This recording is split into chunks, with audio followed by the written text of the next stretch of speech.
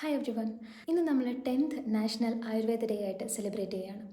ഈ വർഷത്തെ ആയുർവേദ ഡേയുടെ തീം എന്ന് പറയുന്നത് Ayurveda for people and planet. For me this is A greatest blessing. Like ആയുർവേദം എന്ന സിസ്റ്റം ഓഫ് മെഡിസിനെ കുറിച്ച് പഠിക്കാൻ കഴിഞ്ഞതും ഒരുപാട് കാര്യങ്ങൾ അറിയാൻ കഴിഞ്ഞതും എല്ലാം. And now this is A major part of my life.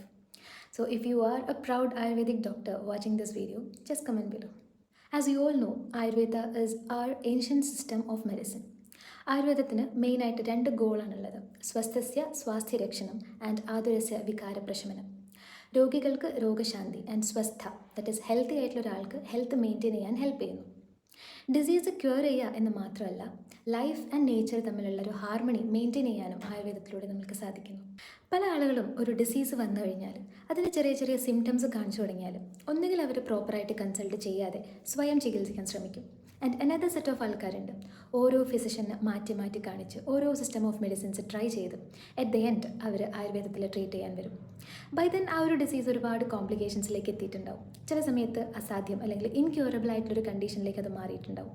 ഈ ഒരു സ്റ്റേജിൽ ആയുർവേദം ട്രീറ്റ് ചെയ്യാൻ വേണ്ടി വന്ന് അവർക്ക് പ്രോപ്പർ റിസൾട്ട് കിട്ടിയിട്ടില്ലെങ്കിൽ തീർച്ചയായിട്ടും അവർ ആ സിസ്റ്റം ഓഫ് മെഡിസിനെ തന്നെയായിരിക്കും പറയാം. ഈ ഒരു പ്രവണത മാറി വരേണ്ടത് അനിവാര്യമാണ്. സോ നമ്മുടെ സിസ്റ്റം ഓഫ് മെഡിസിനിൽ ഏതൊരു ഡിസീസിനും ഡിഫറെൻറ്റ് സ്റ്റേജസ് ഓഫ് പാത്തോജനിസിസ് പറയുന്നുണ്ട്. സുശ്രുതാചാര്യൻ ഷഡ് ക്രിയാകാലം എക്സ്പ്ലെയിൻ ചെയ്യുന്നു. ഏതൊരു ഡിസീസ് എടുത്താലും അത് 6 ക്രിയാകാലങ്ങൾ 6 സ്റ്റേജസിൽ കൂടെ കടന്നു പോകുന്നു. ഈ 6 സ്റ്റേജസിനെ കുറിച്ച് വ്യക്തമായിട്ട് അറിഞ്ഞിട്ടുണ്ടെങ്കിൽ മാത്രമേ ഉള്ളൂ ആ ഒരു ഡിസീസിനെ പ്രോപ്പറായിട്ട് ട്രീറ്റ് ചെയ്യാൻ സാധിക്കുകയുള്ളൂ. ഷഡ് ക്രിയാകാലങ്ങൾ ഇങ്ങനെയാണ് പറയുന്നത്: സഞ്ജയ, പ്രകോപ, പ്രസര, സ്ഥാനസംശ്രയ, വ്യക്ത ആൻഡ് ഭേദ. സോ ഫസ്റ്റ് സ്റ്റേജ് സഞ്ജയ, ദോഷ അക്യുമുലേറ്റ് ചെയ്യുന്ന സ്റ്റേജാണിത്. ഒരു ഡിസീസിൽ ഏത് ദോഷമാണോ പ്രിഡോമിനൻ്റ് ആയിട്ടുള്ളത്, ഈ ദോഷം അതിൻ്റെ നോർമൽ സീറ്റിൽ അക്യുമുലേറ്റ് ചെയ്യുന്നു. ഈ ഒരു സ്റ്റേജ് സഞ്ജയാവസ്ഥയിൽ ട്രീറ്റ് ചെയ്തിട്ടില്ലെങ്കിൽ അത് നെക്സ്റ്റ് സ്റ്റേജിലേക്ക് പോകും. സെക്കൻഡ് സ്റ്റേജ് ഇസ് പ്രകോപ, അഗ്രിവേഷൻ സ്റ്റേജാണ്. ഡിസീസിൽ പ്രിഡോമിനൻ്റ് ആയിട്ടുള്ള ദോഷം അതിൻ്റെ നോർമൽ സീറ്റിൽ അഗ്രിവേറ്റ് ചെയ്യുന്നു. ഈ ഒരു സ്റ്റേജിൽ ഡിസീസ് ട്രീറ്റ് ചെയ്തിട്ടില്ലെങ്കിൽ തേർഡ് സ്റ്റേജിലേക്ക് പോകുന്നു. തേർഡ് സ്റ്റേജാണ് പ്രസര. പ്രകോപിച്ച ദോഷം സ്പ്രെഡ് ആകുന്ന അവസ്ഥയാണിത്. ഇതുവരെ ദോഷ അതിൻ്റെ നോർമൽ സീറ്റിൽ തന്നെയാണുള്ളത്. എന്നാൽ ഈ ഒരു സ്റ്റേജിൽ ദോഷ അതിൻ്റെ നോർമൽ സീറ്റിൽ നിന്ന് പ്രകോപം സംഭവിച്ചിട്ട് അത് ഓവർഫ്ലോ ആയിട്ട് ബോഡിയുടെ മറ്റ് പാർട്സിലേക്ക് സ്പ്രെഡ് ചെയ്യുന്നു. ആൻഡ് ഈ ഒരു സ്റ്റേജിലും ഡിസീസ് ട്രീറ്റ് ചെയ്തിട്ടില്ലെങ്കിൽ അത് നെക്സ്റ്റ് സ്റ്റേജ് ഫോർത്ത് സ്റ്റേജിലേക്ക് പോകും. That is സ്ഥാനസംശ്രയ.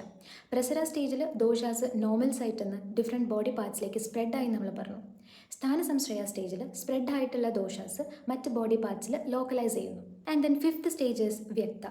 Disease signs and symptoms manifest ചെയ്യാൻ തുടങ്ങുന്ന സ്റ്റേജാണിത്. ലാസ്റ്റ് സ്റ്റേജ് ദാറ്റ് ഈസ് ഭേദ. ക്രോണിസിറ്റിയാണ്, ഡിസീസ് ക്രോണിക് ആയിട്ട് മാറുന്നു.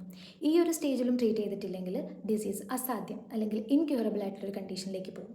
ഓൾവേസ് റിമെമ്പർ വൺ തിങ്: എത്ര ഏർലി സ്റ്റേജിൽ നമ്മൾക്കൊരു ഡിസീസിനെ ഡയഗ്നോസ് ചെയ്ത് ട്രീറ്റ് ചെയ്യാൻ സാധിക്കുന്നുവോ അത്രയും അതിൻ്റെ ക്യൂറബിലിറ്റി, അത് ക്യൂർ ചെയ്യാനുള്ള ചാൻസ് കൂടുതലാണ്.